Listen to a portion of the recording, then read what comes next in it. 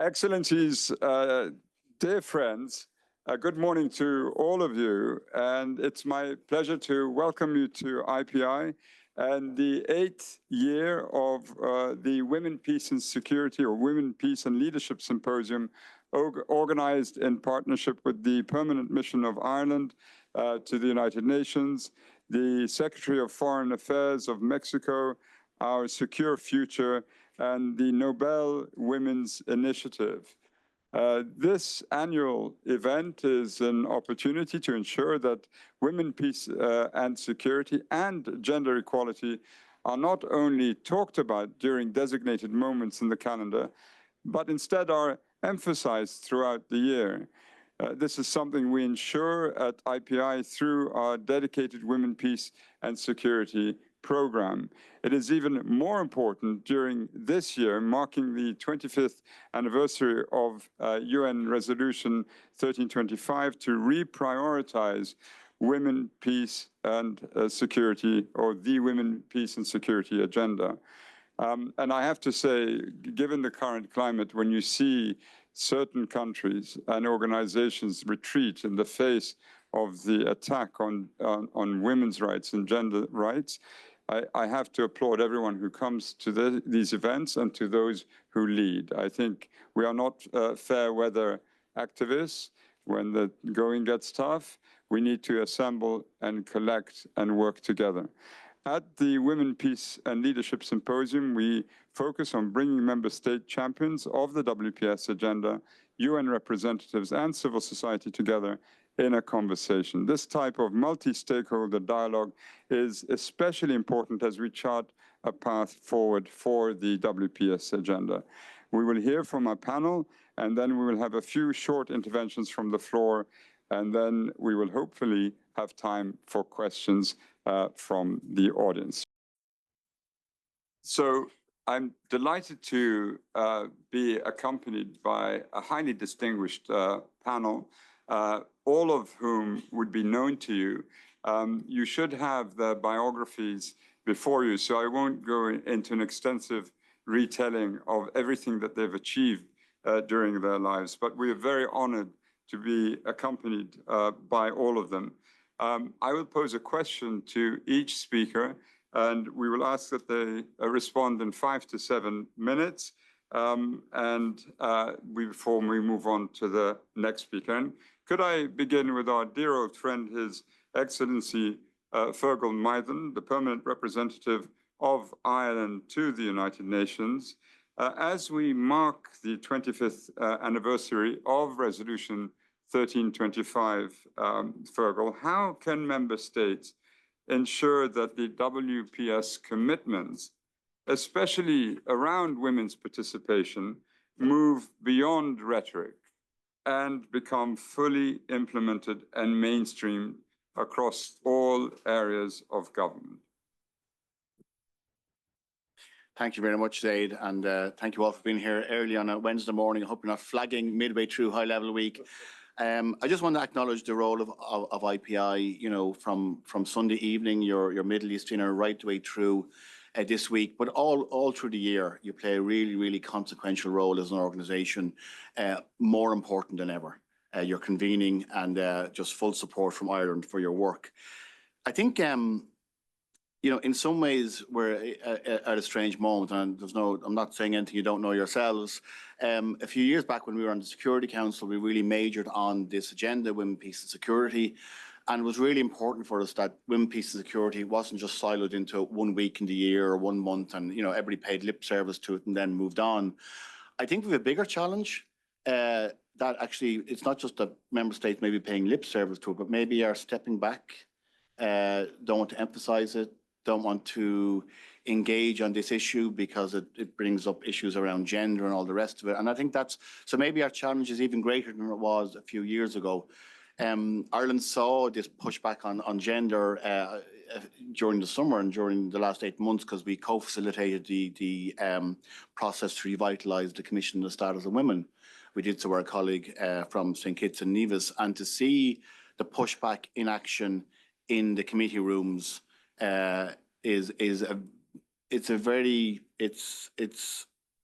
it's tough going.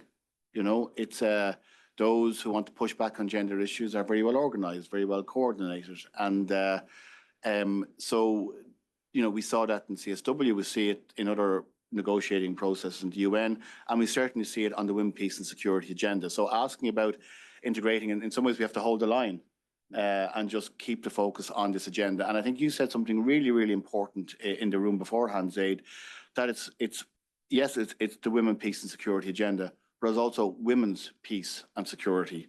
And I think there we're seeing, extraordinary levels of violence against women, gender-based violence, sexual violence, starvation. We're seeing it in Ukraine, we're seeing it in Sudan, we're seeing it in Gaza, we're seeing obviously Afghanistan, which is almost completely off the agenda here this high level week. So, you know, even in those terms, it's hugely, hugely worrying.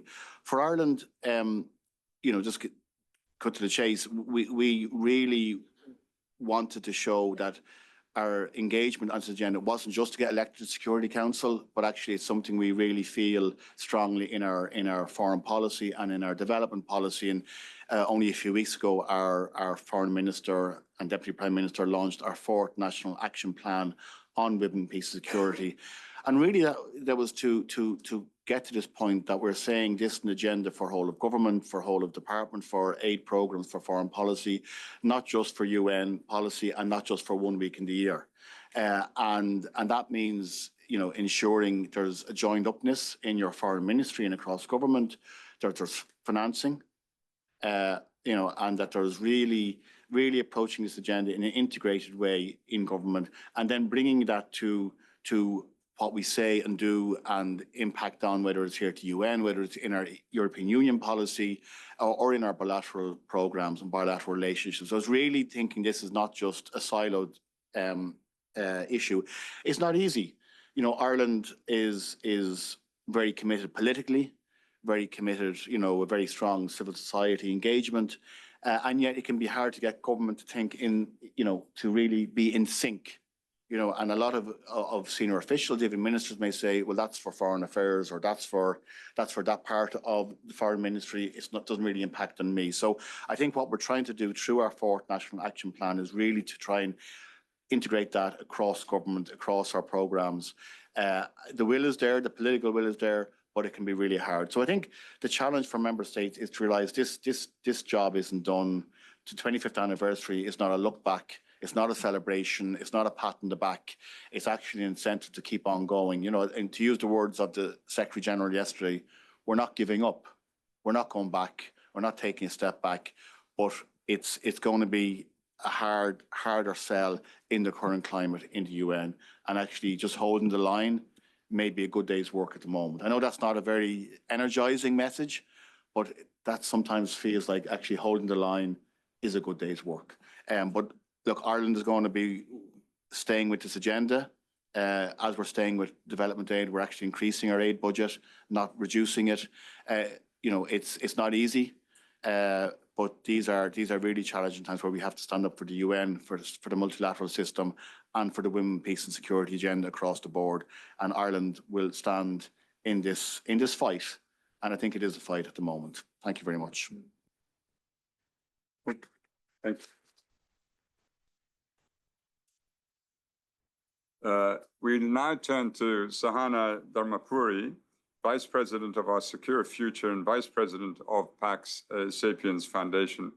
Sahana, we've heard fervor. If we are in a fight, and it's going to be a bare knuckles fight, it's not going to be something that will look sort of antiseptic. How can the WPS agenda integrate technology as an enabler of feminist leadership and durable peace? Is there scope for that? Yes, thank you. And first, I want to underscore everything that was just said about women, peace, and security being a systems change approach. It's about transforming these power systems, right? And I don't think I have to repeat that for everyone here in the room. But I do think in this moment, when we feel so that there is such a fight and a struggle, one thing to remember that's really central to women, peace, and security is that it is about our own agency.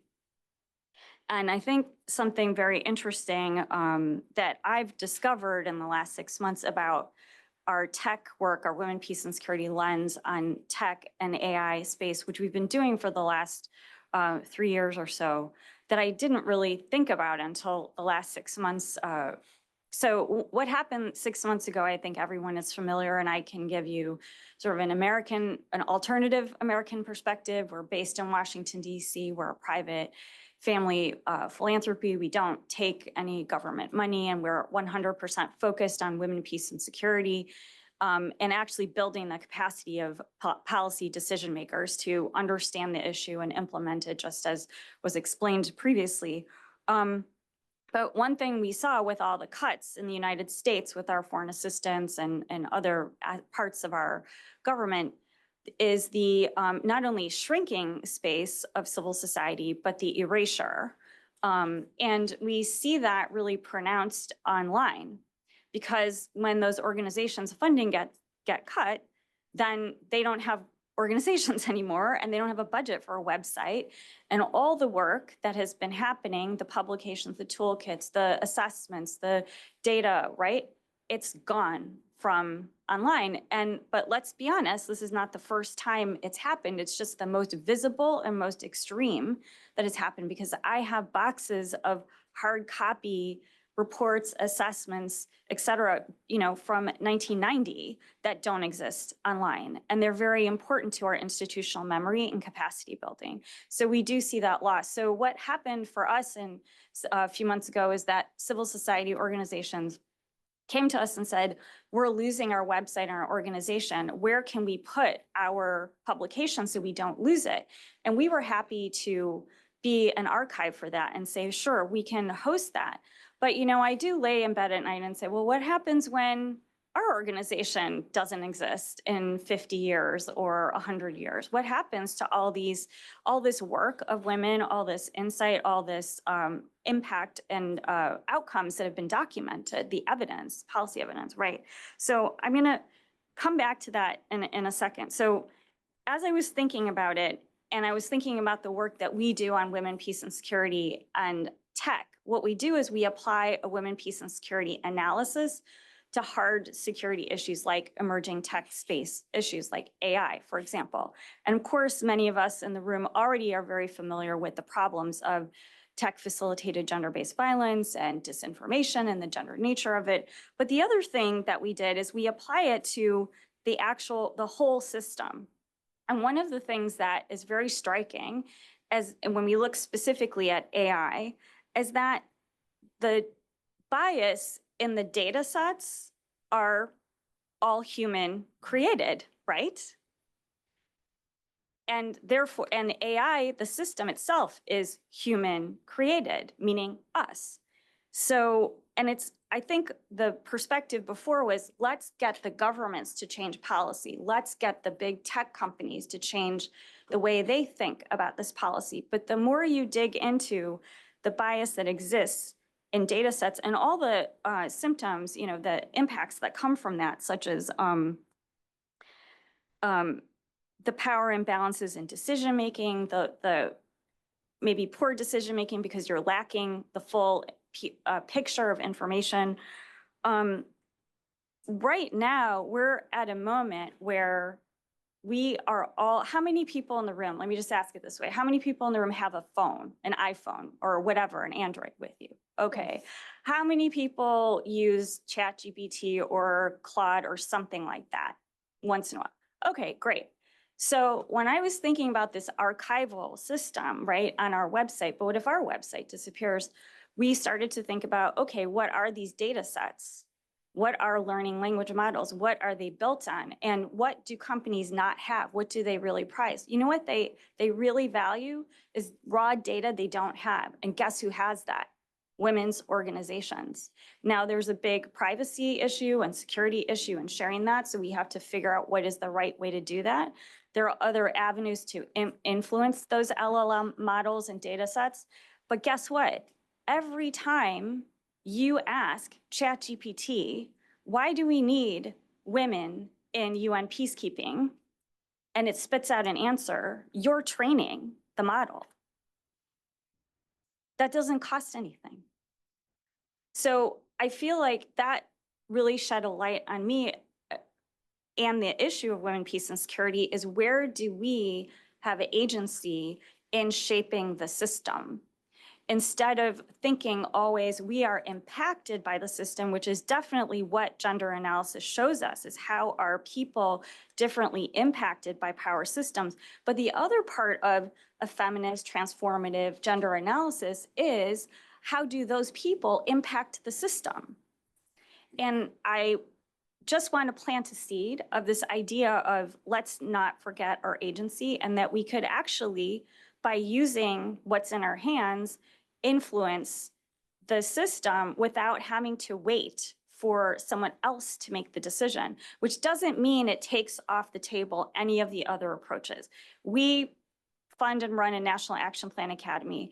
We work on Capitol Hill in a bipartisan approach to do exactly what you're saying, unsilo the issue. But I also think individual people should also have some seed of hope in their own agency and control, because I think that is the crux of women, peace, and security. So I'll end there. Thank you so much, Sahana. You remind me, and I commend to everyone that you pick up the book by Carissa Vélez. She's, I think I pronounced it right, Vélez with a Z. She's a Mexican professor at Oxford who's produced or written a book about this, and it's exceptional. It's about what you can do in working tech to your favor and advantage, as opposed to how it can be used potentially against you. And so with that, we're going to stick with Mexico. And I'd like to turn to our old friend, Pablo Arocha, legal advisor at the Mexican Ministry of Foreign Affairs. Pablo, Mexico is only one of 29 countries. So 29 countries out of 193, and it's less than a sixth, right? Who have a woman serving as a head of state. What can men in positions of power do to dismantle barriers to women's participation in leadership and decision-making spaces? You have the floor. Thank you very much. Good morning, and thank you for the invitation. It's always a pleasure to come back to the IPI and to talk about these issues. We've talked about masculinities before, and I also have to say that it's still striking to me that most of these conversations about the participation of women happen in rooms that are filled mostly with women, where it should be filled with men who are quietly listening and reflecting about these things. And so hopefully little by little that will happen more. And that links to the question, which I'm very happy that I got that. And I'm the only frustration that I have is that there's only 5 minutes to address it. Because the whole notion of dismantling barriers sounds like as if it were a kind of an act of kindness from men, when it's actually an act of justice. And sometimes especially we men, we get lost in this idea that by having this feeling that we're being progressive, we forget about the fact that we just have been enabling injustice for so long. That then we pat ourselves on the back of every little step that is taken forward, rather than feeling the shame of, it would be the equivalent as if we had, in this modern day and age in criminal justice, still the eye for an eye as a rule for criminal justice, and we fix that. And instead of thinking, oh, we're progressive, we should realize it has just been embarrassing that this has been our reality until now. And so that happens, I think, or that should happen when we talk about how, as men, we should be enablers as well of a solution, where basically that implies recognizing that for all this while and all along we were basically the problem. And so to answer, quote unquote answer, to talk and to speak to the question, I think there are two aspects that I would want to touch upon. So one is indeed the institutional part, and what Mexico thinks of institutionally, what the Ministry of Foreign Affairs has been doing. We do have, as you know, a feminist foreign policy, and now there has been a huge shift with the election of President Claudia Sheinbaum, which has been also just a forceful energy for the whole government and the society. And that is also evident, I think, in her approval ratings in the country, which are off the charts, which is a combination not only of course, her policies, but also the fact that she has offered a different way of leadership and understanding leadership. And that is something that I think is really permeating in Mexico and in Mexican society. In addition to that, there are always, again, governmental institutional decisions that can be made. And especially when we think of data like the fact that according to the Global Gender Gap Report, it would, at this rate, it would take still 131 years to achieve gender parity, or the fact that in Latin America, 65% of women is unpaid in their households for caregiving activities, or that 736 million women have experienced physical and other type of sexual abuse. So these things can also be addressed with policy decisions. Some of them, at least from our perspective, had to do with, for example, creating a new ministry for women in this new administration. There is a new chart for women's rights in our constitution. We now, as part of the presidency of the Ibero-American Network of Women Mediators, have pushed for a more active role in mediation of women. I think there's a lot of space in the promotion of candidatures for women in positions of power, especially in the international sphere. Another decision of foreign policy has been to now in the newest class in which we are receiving members of the Foreign Service, for every man that is going in, 2 women are going into the Foreign Service. So all of these things clearly help, and they're necessary and they're important because we're not there yet. However, and this is the second point that I would want to address, to me, and this is really more of a personal assessment of where we are rather than an institutional one. The conversation has really, it has to start with us men internally. It's an exercise of introspection. If the solution, which we know it is, has to do with the deconstruction of our masculinities and rebuilding new masculinities, that is a process that we have to learn to do alone and individually and by the unit. We need to be able to reflect on the fact that we have been living lives of privilege.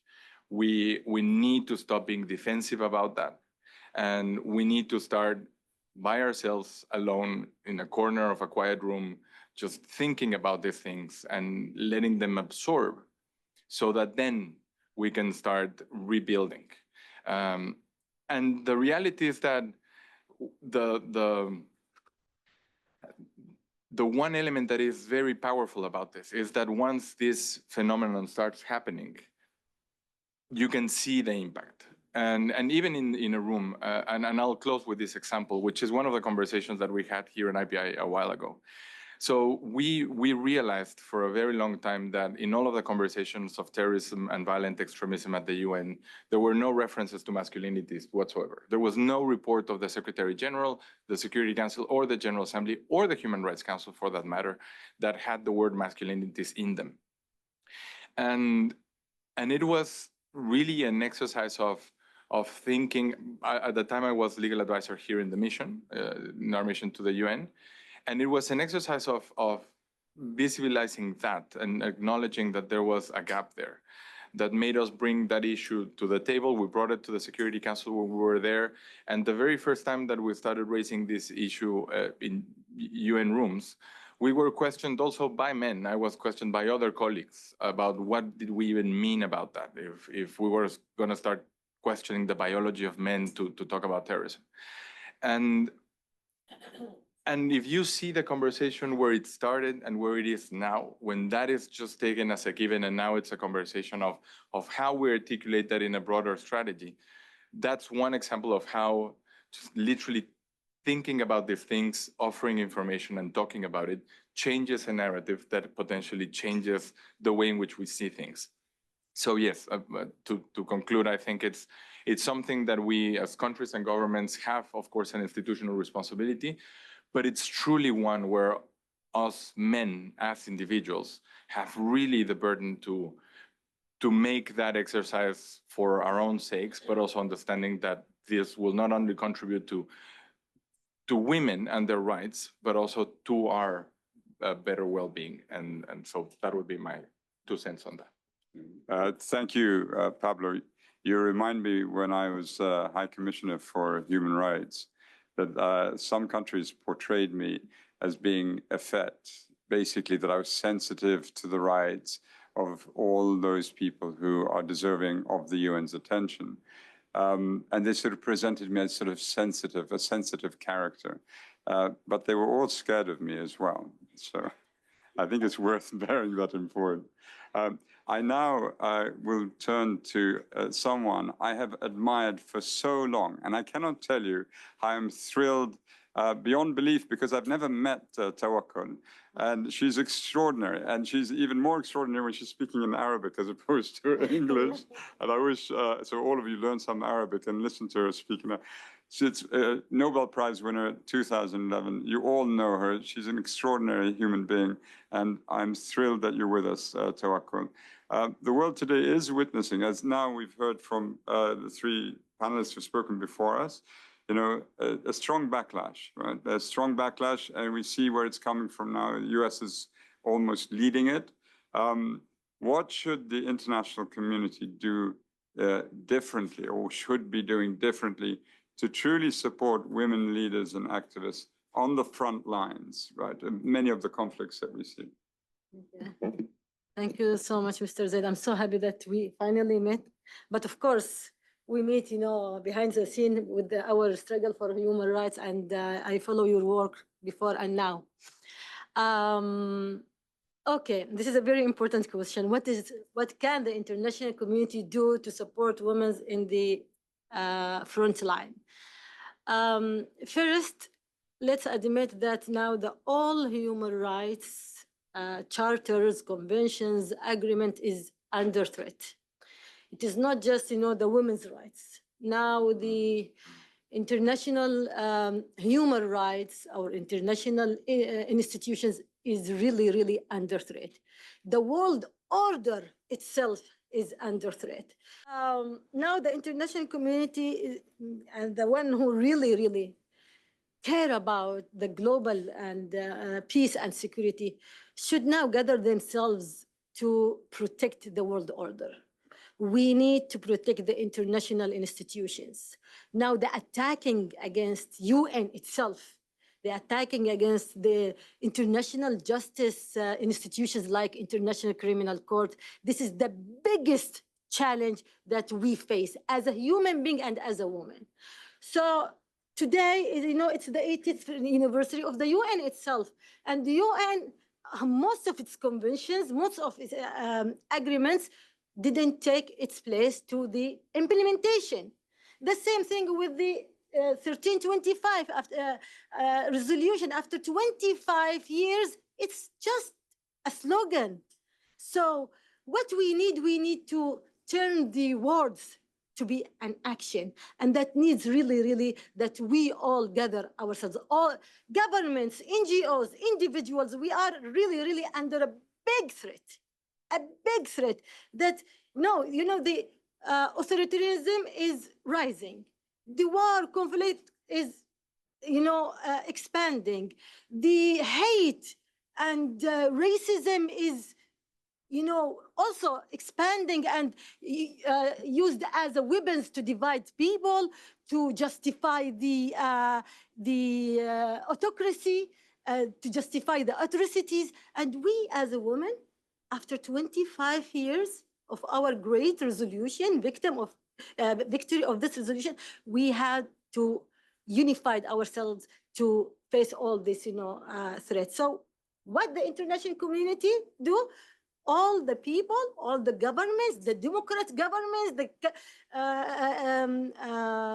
countries, nations, has to gather themselves to protect the global peace and to protect the global security. How? By many things. First, don't give up in front of the dictatorial camps. The dictators, they gather themselves day after day, and they become stronger and stronger, and we became weaker and weaker. First, because the international community, the superpower democratic countries, they give up their values, principles from one hand, and from the other hand, they started to frustrate the honest people or honest NGOs or in honest government. They started to frustrate that what can we do? Everything is collapsed. No, we shouldn't give up.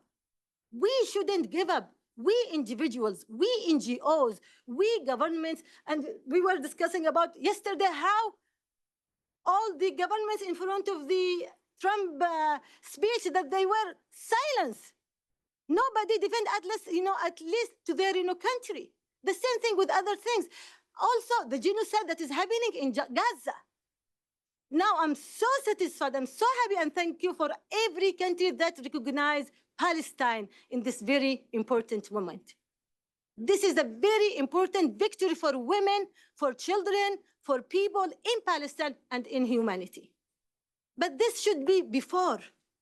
Now, after the recognition, how we'll make this recognition to protect women and children in Palestine? The same thing in my country, Yemen, that suffer a lot from wars and from militia, from Houthi militia, and from wars that waged by, Saudi and Emirates and Iran. And the same thing now in Ukraine, in Sudan, in Congo. So the suffer is everywhere. How can we do? How can we unite ourselves? I assure you that we can do it together. We have to believe in ourselves. We have to unite ourselves, and we have to believe on the young people. The international community has a lot of things to do. First thing, they have now to gather themselves to protect the world order. Thank you.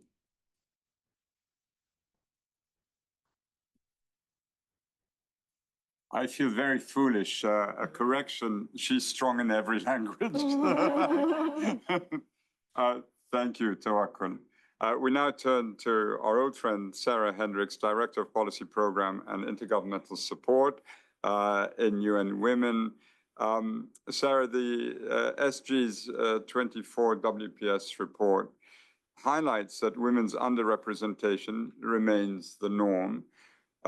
What tools or strategies does UN Women see as most effective in ensuring that member states meet their obligations to increase women's participation in peace and security processes? And perhaps I can add just a little bit to this. Is it not possible to publish all the representation of all member states at the UN? Because there are many who have still not been led at head of delegation level by a woman. I mean, it's amazing to think in the Security Council, all this time, France has not had a female permanent representative, a woman permanent representative, or China and Russia, of course. But there are many, many countries who have never had a woman ambassador lead. Maybe we should just publish and just, you can see this. And then maybe there can be discussions in foreign ministries that things have to change.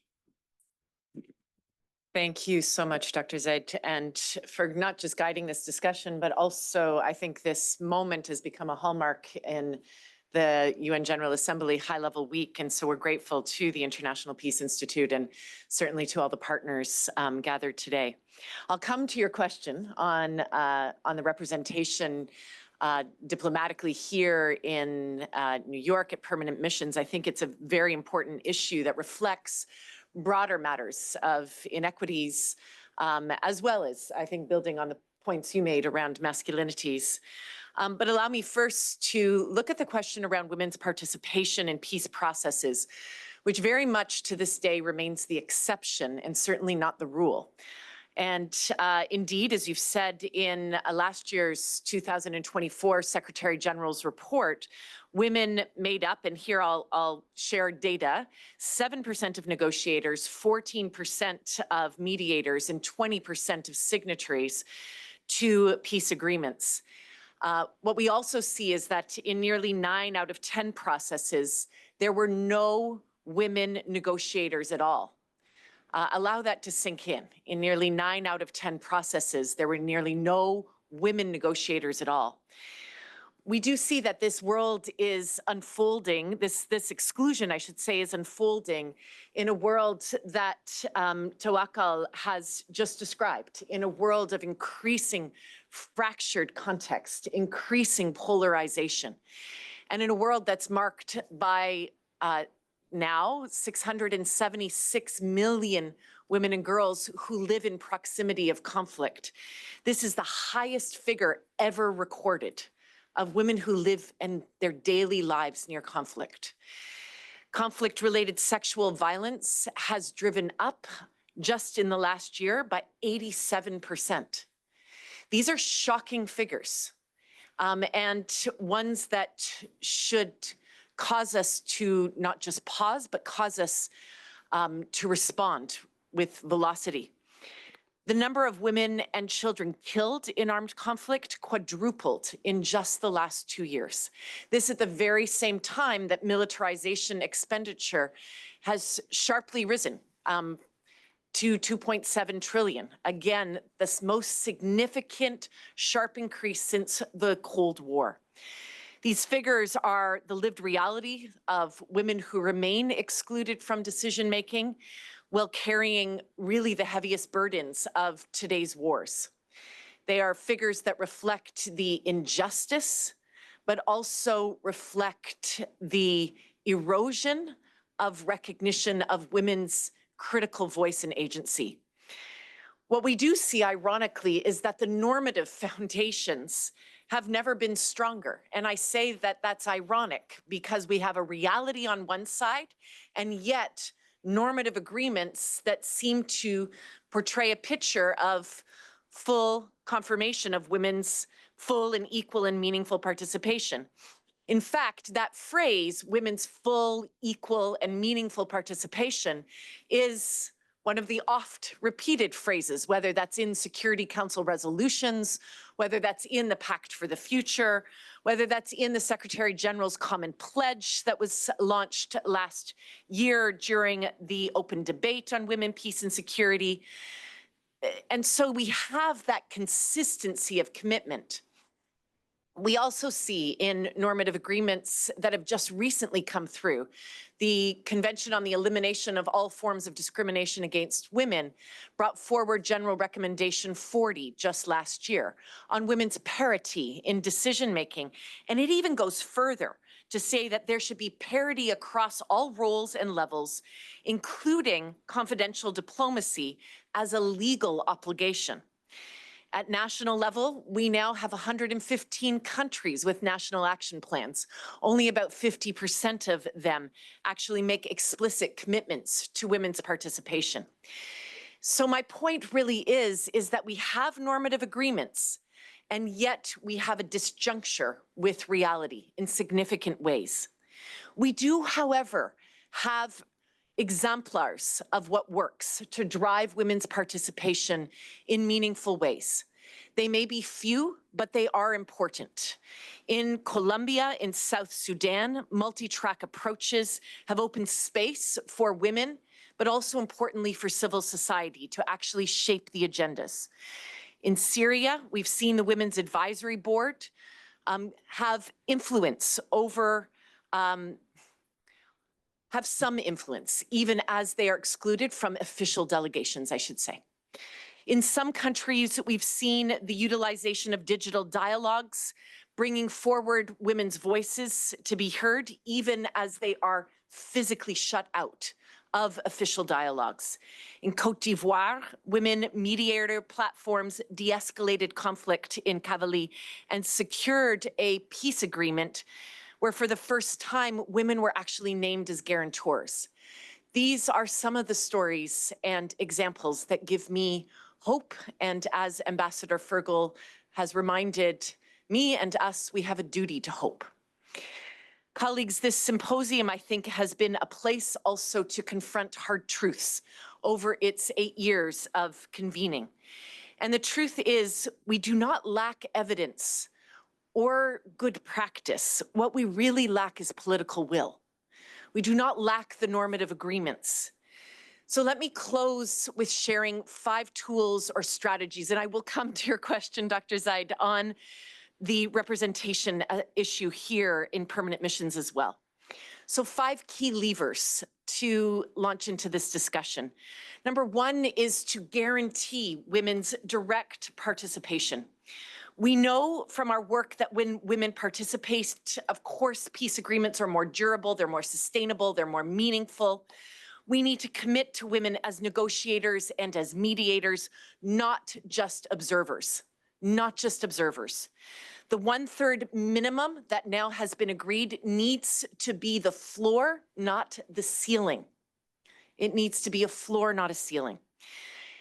Something that has not been discussed so far at this table. It is critical and imperative that we, and this is my second point, second lever, resource women's peace work. Last year, as I said, global military spend hit that all-time high of 2.7 trillion. Less than 0.4% of official aid went to women's organizations working at the front lines of conflict. That disparity should not be. This is, in fact, a failure of priorities. We are seeking to change this with efforts like the Women, Peace and Humanitarian Fund, which has existed since 2016 and has driven financing into women's rights organizations working in conflict and crisis just last year to 579 women-led organizations. Third lever, we need to protect women peace builders and women human rights defenders. They cannot meaningfully participate if they face fear of reprisals. Fourth, we need to recognize women's full spectrum of peace leadership. Women lead formal negotiations, but also community mediation, also reconciliation, and the daily work of sustaining dialogue when official processes collapse. That work is often hidden and needs to come to the light. And finally, we need to invest in gender-responsive peace agreements. Too many agreements remain silent. Only 31% of peace agreements reached last year included any provision on gender equality. Only 31% of them. That must change. And we need representation to change in international diplomacy, including here in New York. There is a wonderful circle of women diplomats. It is called the Circle of Women, PRs. It also includes women DPRs. Our executive director from UN Women, she is a part of this. We convene and partner with this circle. And I have to say, Dr. Zeid, the circle is getting smaller and smaller each year. And your point that we need to publish those numbers is an important one, and we will seek to do so. We do know that what happens in international diplomacy matters, but what matters most is to lift up the women's voices from Afghanistan to Gaza, from Sudan to Haiti, who are telling us 3 things: end wars, uphold international law, and include us. Thank you. Yeah, thank you so much. Thank you. Thank you, Sarah, for that impassioned intervention. When you spoke about women's voices, there's so many of you are doing extraordinary work. And at the back of the room, there's a journalist, Sarah Little, who has a website, More to Her Story, that conveys directly what women are experiencing, women and girls in conflict areas. And I urge you to log on to that. We now turn, and I have to do this quickly, to Mr. Hiroyuki Saruhashi, who will make a short intervention because then he has to run to co-chair the WPS Focal Points Network or to lead the WPS Focal Point Network meeting at the UN. So please, if you could, yes, please, and hear from you. Hello, everyone. Thank you for giving me the opportunity to speak here. So distinguished speakers, thank you very much for your valuable remarks. Then my name is Hiroyuki Saruhashi from Ministry of Foreign Affairs, Japan. So today, I'd like to briefly explain the promotion of women's leadership and efforts on efforts on WPS initiative in Japan. Increasing the participation of women in leadership positions in all sectors is essential from the perspective of enhancing social diversity and vitality and promoting sustainable economic development. Japanese government has been working for many years to achieve a target of 30% female representation in leadership positions, as outlined in its basic plan for gender equality. While progress has been made in some areas, however, there are still areas where efforts need to be accelerated. At the Beijing Plus 30 high-level event on Monday, Minister Mihara, in charge of women's empowerment and gender equality, expressed Japan's strong determination to continue its effort to increase the participation of women in decision-making positions in all fields.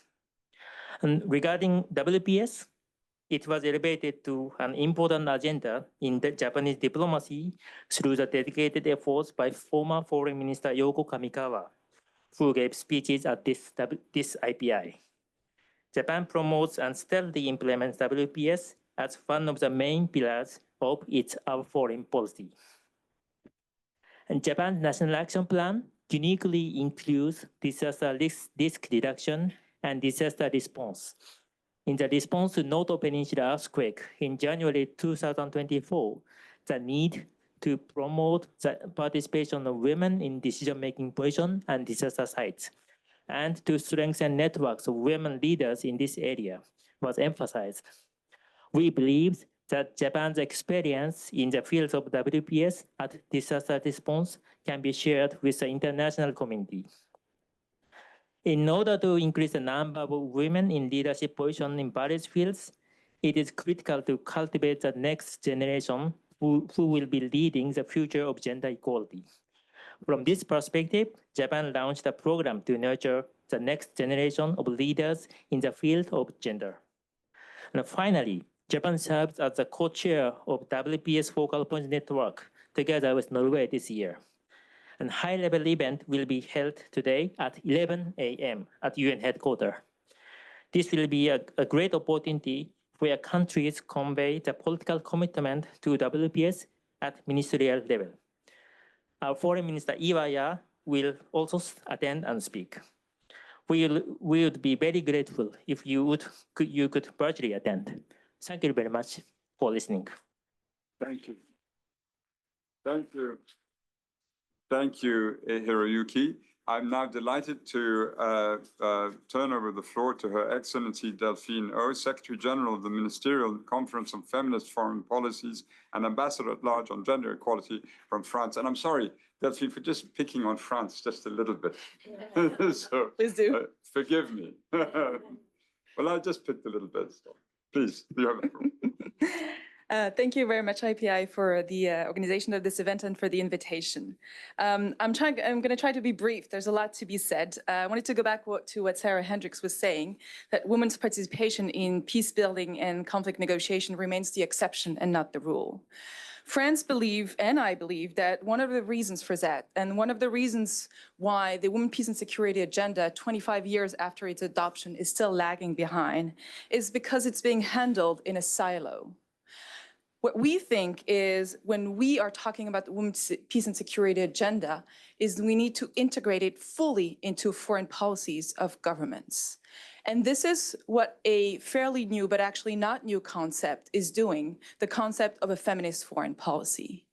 So Women, Peace and Security agenda is not just about the 4 pillars that everybody here in this room knows: participation, protection, prevention, relief, and recovery. I think what Mrs. Carmen was aiming at is that the Women, Peace and Security agenda in philosophy is actually applying a feminist perspective to peace and security. It goes well beyond the 4 pillars of implementation. And what a feminist foreign policy is doing is exactly that, is systematizing, mainstreaming a feminist perspective into a government's foreign policy. As you may know, this concept was adopted more than 10 years ago by Sweden and has now been adopted by over 15 countries in the world. And this is why France will be hosting next month in October the 4th Ministerial Conference on Feminist Foreign Policies. Why is this particularly important in the context of women, peace, and security? Because next month, the Russian Federation will take over the presidency of the UN Security Council.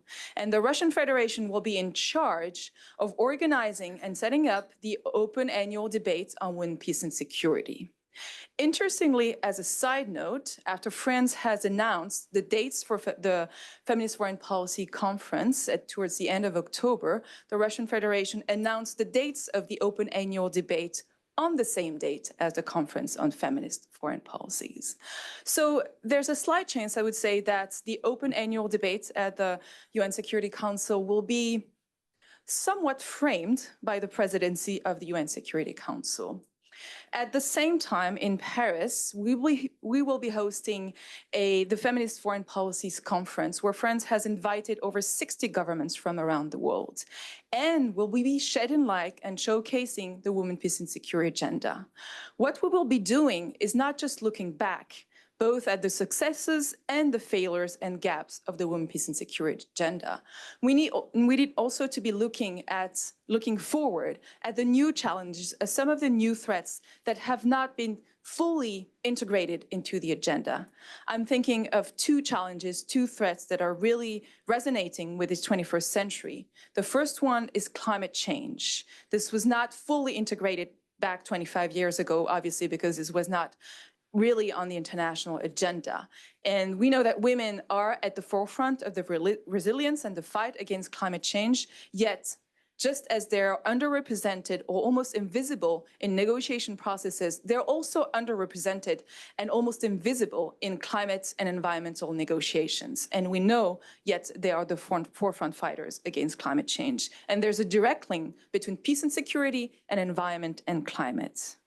The other challenge we're thinking of is the digital challenge, and this has been mentioned by our colleague.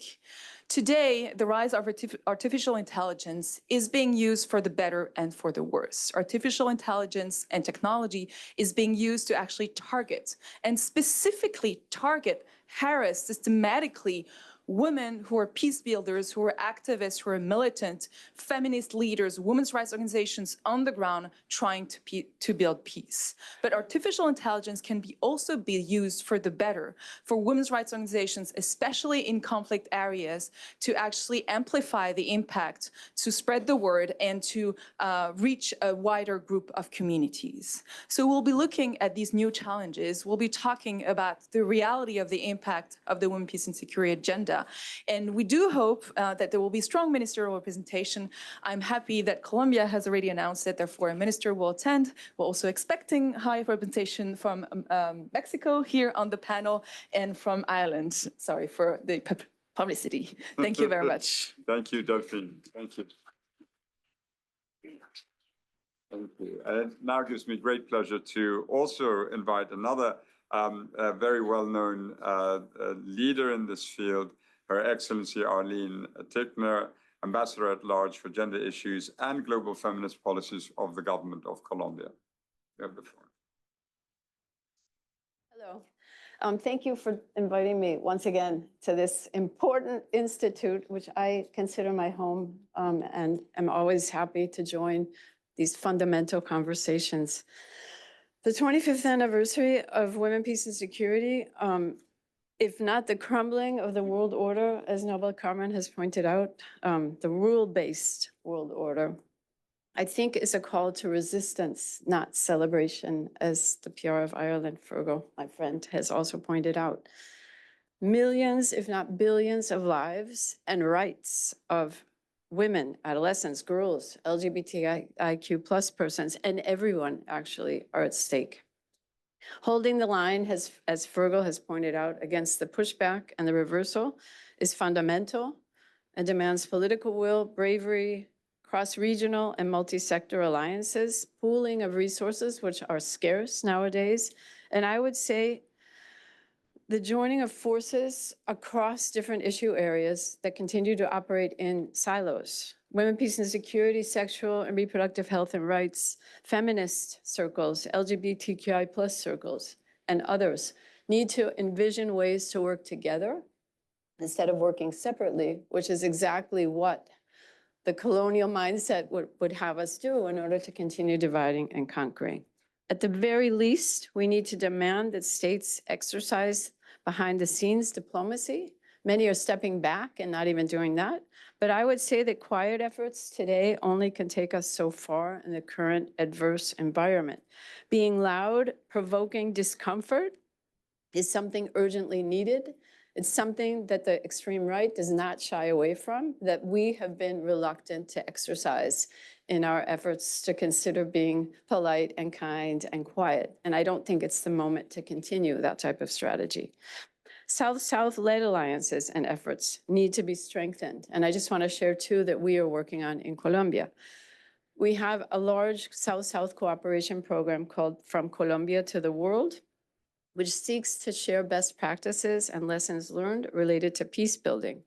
We have developed a specific gender-related route that looks to share these practices with different states across the world. We're focusing in particular on Africa and Asia, but also Latin America.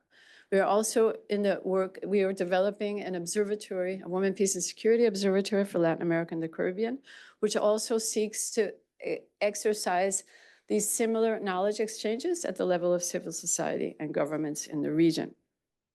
I take heart from the comments made by Fergal on Ireland's, and I would add Mexico's role in the Security Council. I am hopeful that Colombia will be able to fill those shoes, which will be hard in the current context, when we enter the Security Council in January.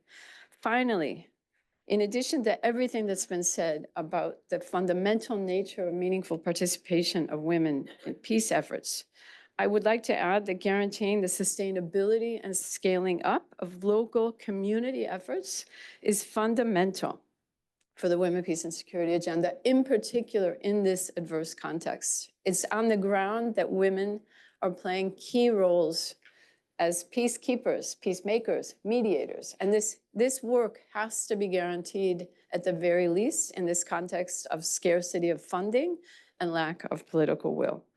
Finally, and I just want to add maybe a positive note, one thing that we are working on in the context of Colombia and these efforts that I've mentioned is rethinking the peace security agenda. And I take heart at the invitation to go beyond this 1 week of women, peace and security and think about how we introduce this agenda into the conversations of the UN on peace and security within and without the Security Council.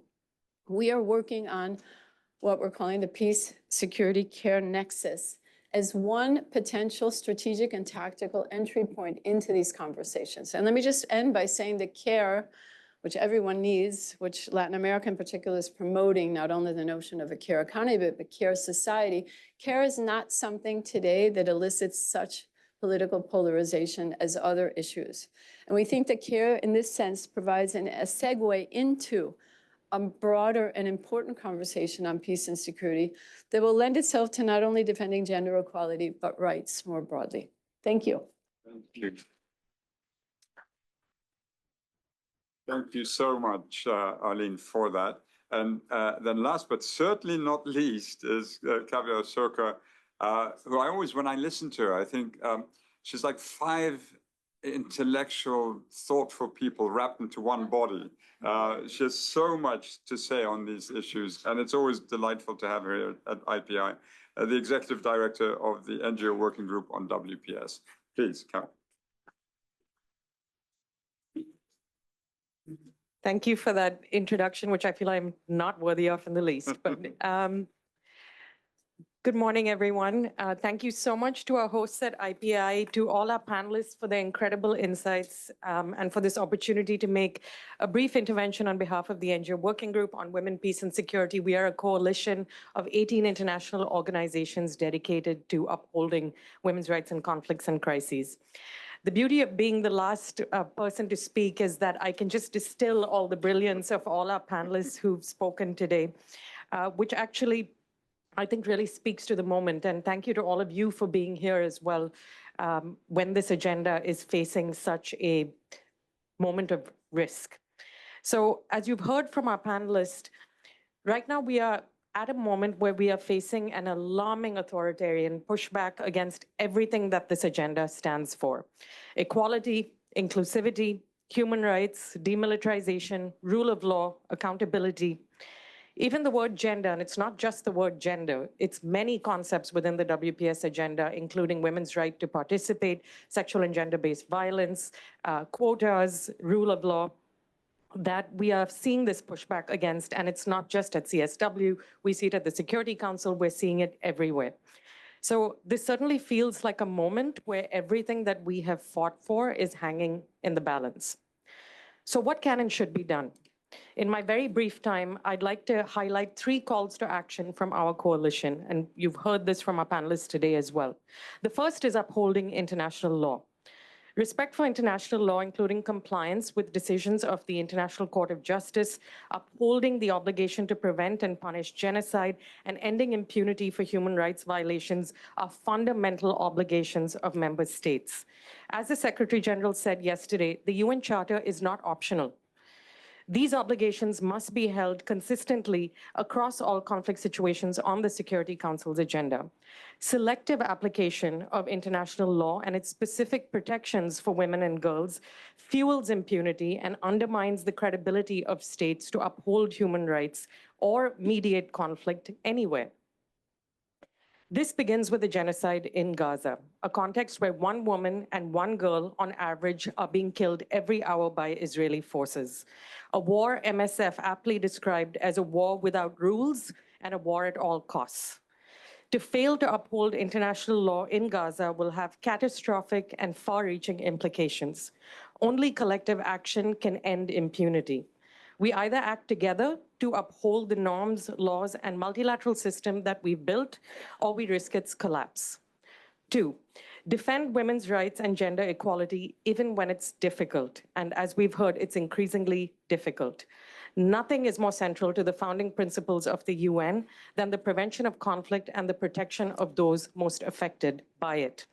Member states must continue to speak out when the human rights of women, girls, and LGBTQI people, civil society, and the multilateral system are under attack. We urge you to double down on, not retreat from, fighting for women's rights and gender equality, and to reject outcomes that fail to advance the core tenets of the WPS agenda. Resistance is not only necessary, it is possible. Lastly, support the civil society movements that sustain this agenda. Given the current context that I've just described, civil society is more important than ever. We are essential for holding the Security Council and the UN accountable for their obligations. But we ourselves are today more vulnerable than ever. Funding cuts and the targeting of human rights defenders threatens everything that we've worked to build. So member states and the UN must support the independent voices of civil society, defend them from reprisals and retaliation, and fund them so that they can continue their critical work.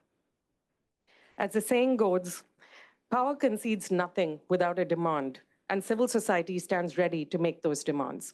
Thank you. Thank you.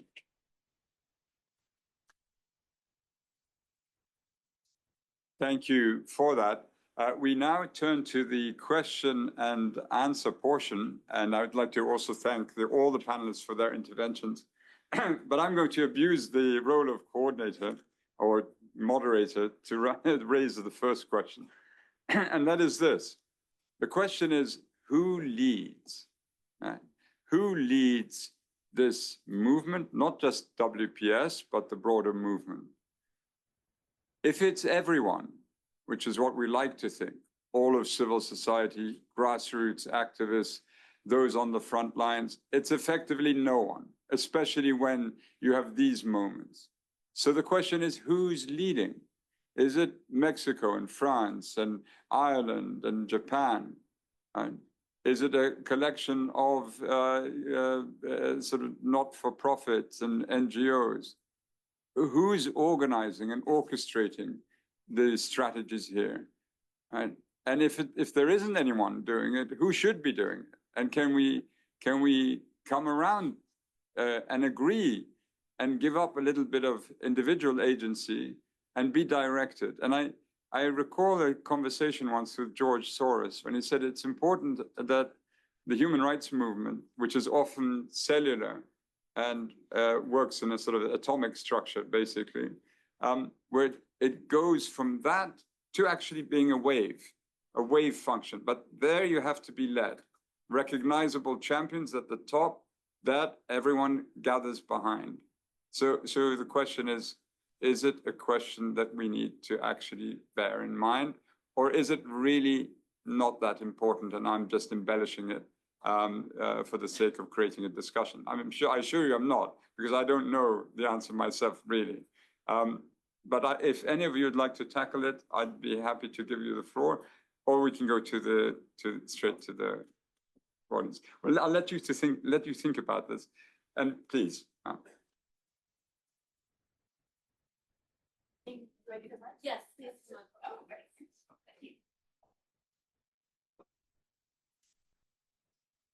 Hello, I'm Jane Kinnamont from the United Nations Association UK and part of a new network that launched here on Monday called Women Transforming Global Security. I'd like to hear what the panelists think about the growing global calls for the next Secretary General to be a woman. What are your views on this? Thank you. I think everyone opposes, no? No, thank you, Jane. A very important question, and we will have discussion on it, no doubt. We'll collect 2 or 3, and then we'll come to the panel. Please, yes.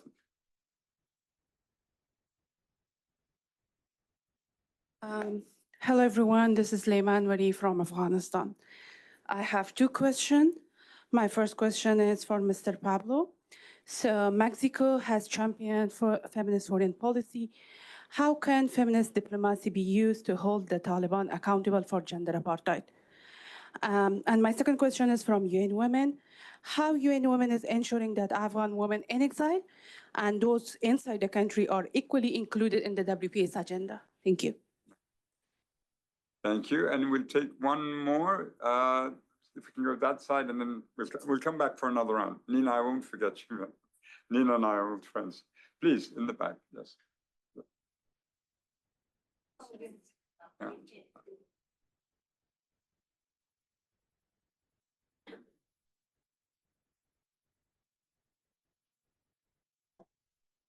Hi, thank you. I'm Shaifa Shams, a civil society activist from Afghanistan. My question is kind of similar, but my point is that we come from a country where women are erased from the public sphere, and recently in the earthquake that happened in the eastern part of Afghanistan, women were not pulled out of the rubble because there were no women medical responders or medics, and men were not allowed to touch them because the Taliban banned them.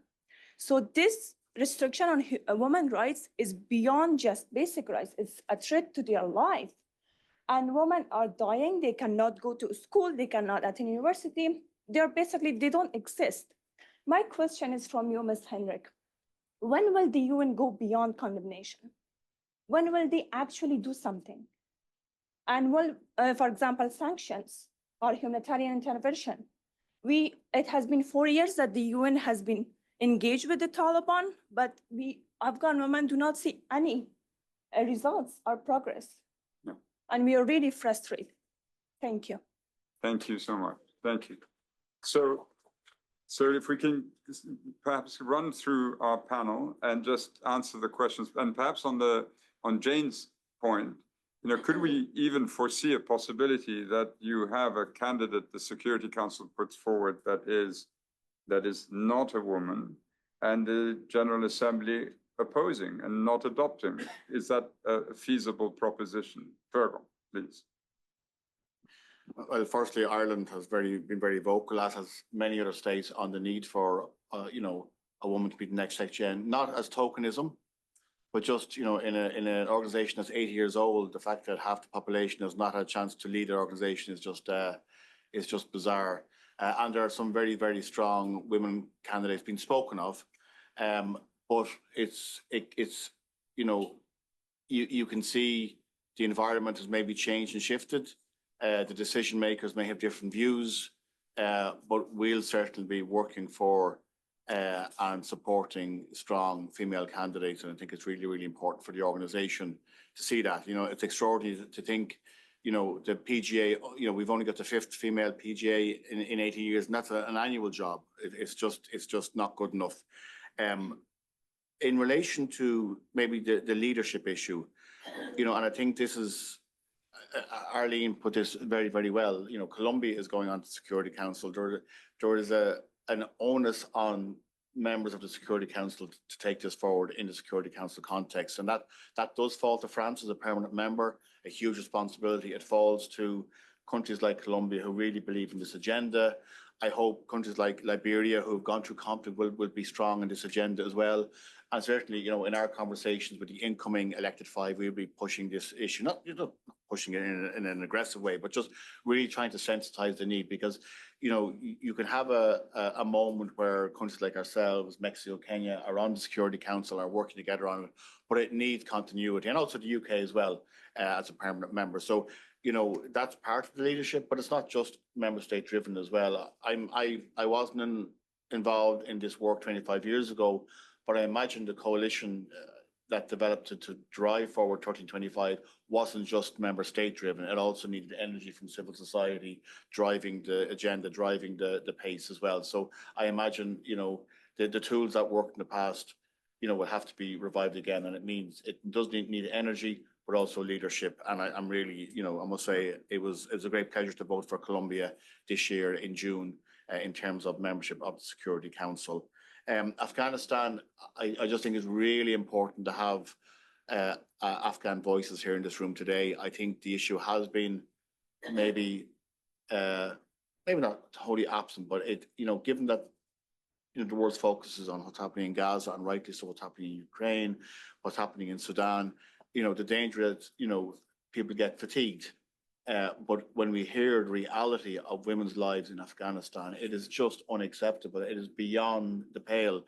And there is a challenge for the UN, and there's a challenge for member states as to how to navigate this space. And it's a challenge for humanitarian organizations. How much do you engage with the Taliban to do your work, which doesn't fall then into recognition or some kind of de facto acceptance of the horror of that regime and its, you know, impact on women's and girls' lives in that country. That's not, I don't have answers, but it's a real challenge for member states and for the UN system itself. Yeah. No. Thank you. Sahan. Thank you. So on the global call for a female secretary general, of course, that would be wonderful. We would support that. But I think the question also is a bit of what you alluded to, is in the having someone who is responsive, right, to these issues and who is coming with that mindset, whether it's a man or a woman. And I think that is a very key part of their leadership that should be looked at in their track record. On who leads the movement, I mean, I guess I suppose I have questions for your question, because I think, first of all, if we have a movement, do we have unity? What are we unified by? What is the actual vision? If there is a leader, what is the vision that we're all unified by? I was at the global Women Transforming Global Security event on Monday and heard Secretary Clinton speak. And, you know, this idea of how do we unite and what is the vision and what does it mean to be secure and how do we define security is something she said, but also originated with Women, Peace and Security and the Agenda 25 whatever years ago, right? So I think we're still asking that question, and I think we all have a part to play in that. And lastly, on Afghanistan and the Taliban and holding people accountable, of course, I'm not in a position really to answer that, but I would again ask a question in response, which is, we know that women's civil society has not been able to participate on the sidelines or inform or brief the Security Council as much as it has been in the past. We heard a statistic, and maybe I'm wrong, I know, Kavya, you could correct me, but on Monday evening that it's been quite reduced.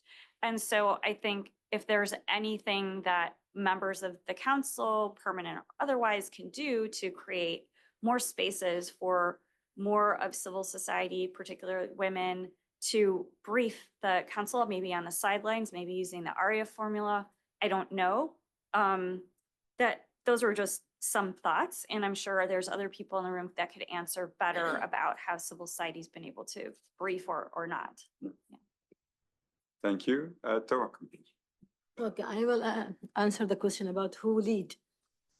The problem now, really, there is a very, there is lack of leadership on all the planet.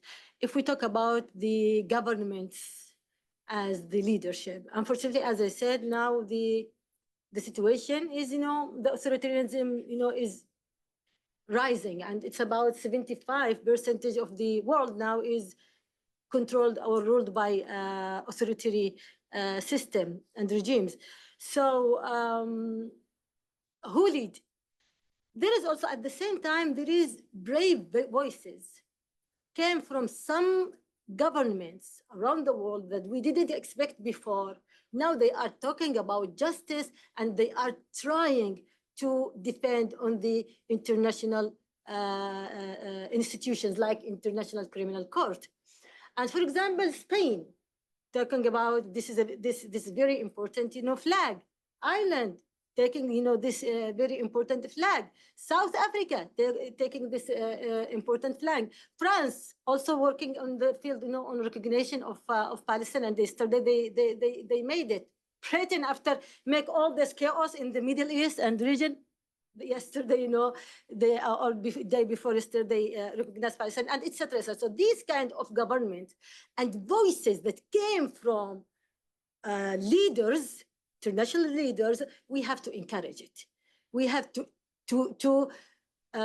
remind them on their obligation, on their duty to save global peace. So they have to. European Union also, is doing very good in this.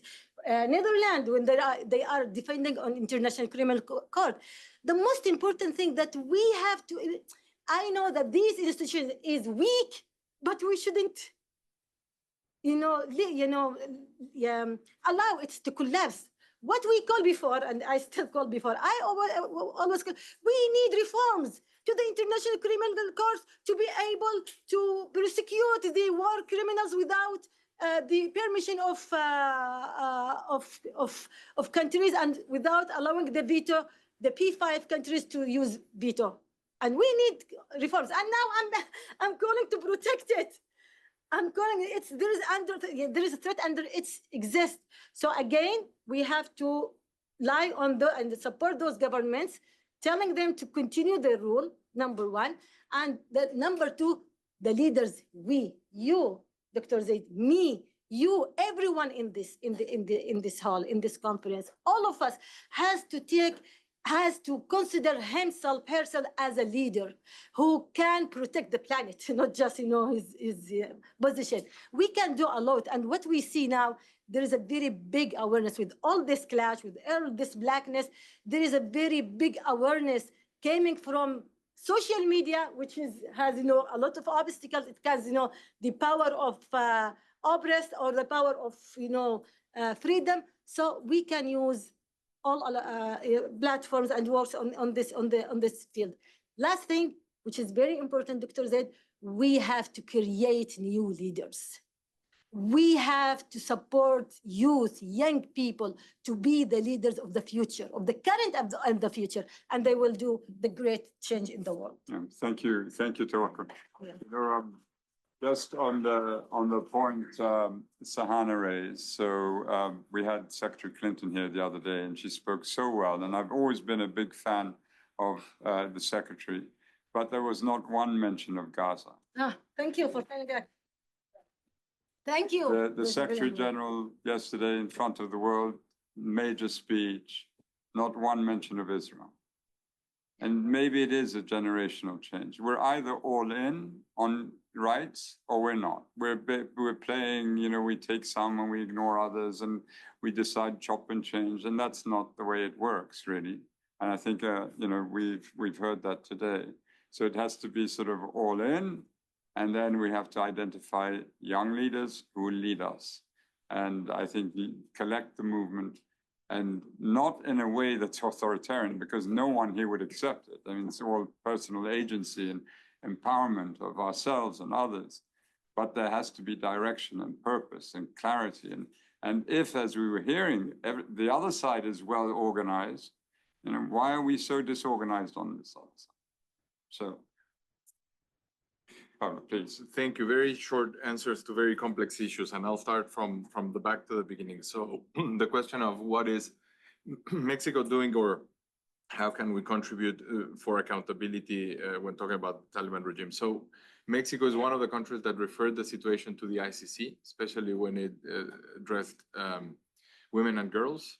So that is one way in which we have contributed to accountability. The other one is the fact that Mexico, together with the Gambia, we have been spearheading the process to have a new convention on the prevention and punishment of crimes against humanity. Finally, we will have a conference to actually start negotiations.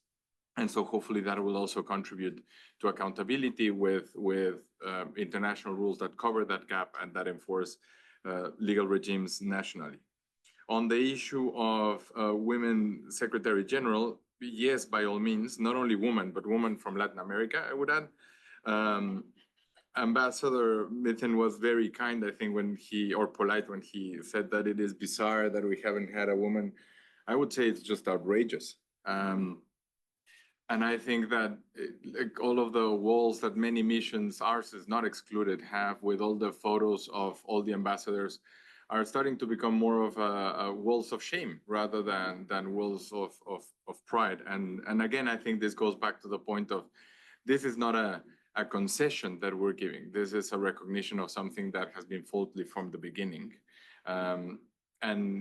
And it's funny to me, every time there are these conversations of opening spaces to women, especially in the international sphere, and candidatures and elections for judges is one aspect of it, where the conversation always goes to, okay, yes, quotas and women, but also we should make sure that they are like people who are prepared and qualified. And I always sit there thinking, and when did we ask these things about men? We never asked this question. We just took it for granted. And so yes, Woman Secretary General, long overdue, and again, hopefully a Latin American one. And finally, the question of who leads. I think the problem of the question and why it's so complicated is because it's associated with the question of the silos. It's who leads on like initiatives in the Security Council, who leads with multilateral proposals in the UN, who leads in the third committee with a specific aspect, who leads taking cases to the ICC, who leads pushing for a feminist foreign policy at home. And those require different leaderships. And that's what we've been doing. But can't it be coordinated? Well, I think it can. So I'm not dismissing the point of that we need one coordinated leadership. I'm just trying to figure out how have we done things in the past, where also for other topics and other issues, we've split those exercises, but maybe. And so this would be my proposal to send out there, especially to France with the conference of feminist foreign policy. Maybe a starting point could be to finally have a UN resolution spearheaded by those countries who have endorsed a feminist foreign policy to now have a multilateral feminist policy. And if we create a system, a UN system that at least then opens up that track, maybe it can open the door for other things. Thank you, Pablo. Sarah, please. Thank you so much. What an invigorating set of questions. Allow me to start first with the perspective on the next Secretary General. And actually to come back to you, Dr. Zeid, with some data on the status of diplomatic representation right now in New York. It is right now at 21%. It has only ever reached 28%. And so female representation in international diplomacy remains elusive at best. And certainly parity has not been advanced. Certainly the appointment of the next Secretary General, which is a member state decision, and UN Women will support that as a member state decision. That being said, we stand, I think, with hope and with affirmation of the Secretary General's words that he shared at the outset of this year's Commission on the Status of Women, when he said that the UN will be committed to gender parity and inclusive leadership. And after 80 years without a woman at the helm, this is a change that is long overdue. On the speakers, both from in regards to Afghanistan, Allow me to start by saying that the situation in Afghanistan, which is a deplorable stain on the world and on the international community, is one that continues now with increasing invisibilization. The erasure of women in Afghanistan within public life and in every aspect of public life is now being matched here in and across the international community with increasing invisibilization. And that too, we must pay attention to. It is hardly a topic currently at this General Assembly. I think we need to acknowledge that this is woefully inadequate and that the international system is failing Afghan women. I will say that UN Women has stayed and delivered in Afghanistan, seeking to drive resources to keep women's organizations funded. And we're grateful to those donors who continue to see that as a priority and continue to work on the ground to maintain services. However, even that is increasingly under strain with the latest edicts and bans. We have worked closely with member states and certainly with the UN and DPPA to advocate for Security Council decisions on Afghanistan, to maintain the language and the mandates on gender equality.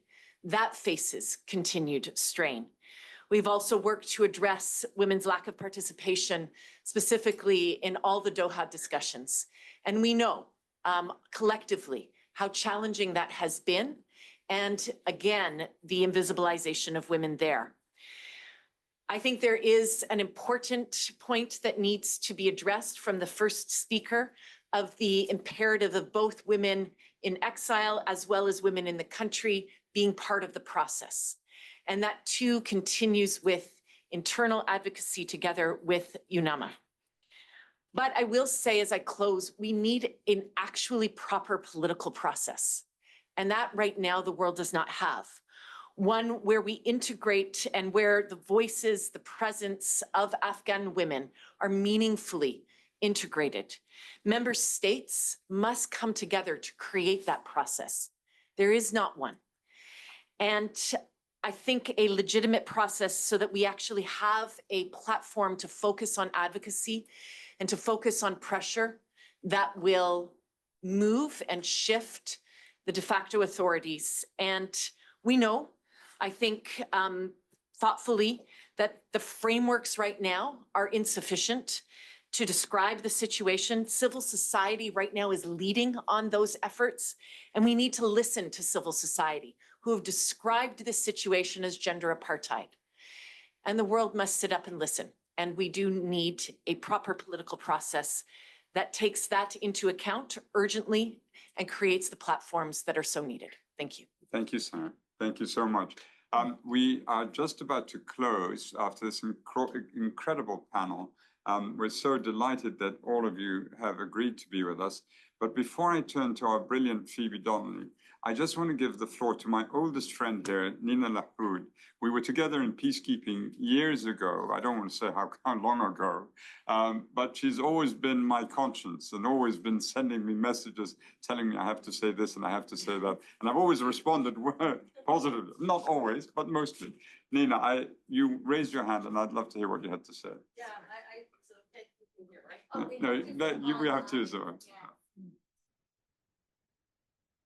Yeah, thanks. Amazing presentations.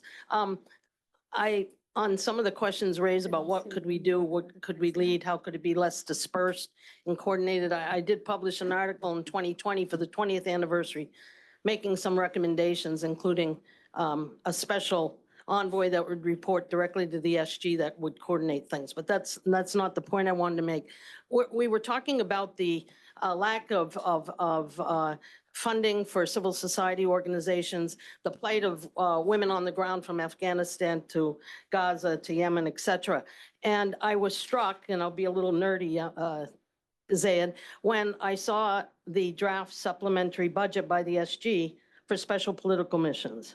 And I went through the 192 pages, and there's 6 missions, all Muslim majority countries, that that have proposed the elimination of gender posts or the reclassification downward, including the Special Envoy's office in Yemen, UNSMIL, Libya, eliminating the senior gender advisor post of P5, the same in the Yemen Special Envoy's office, Somalia, Afghanistan, Syria.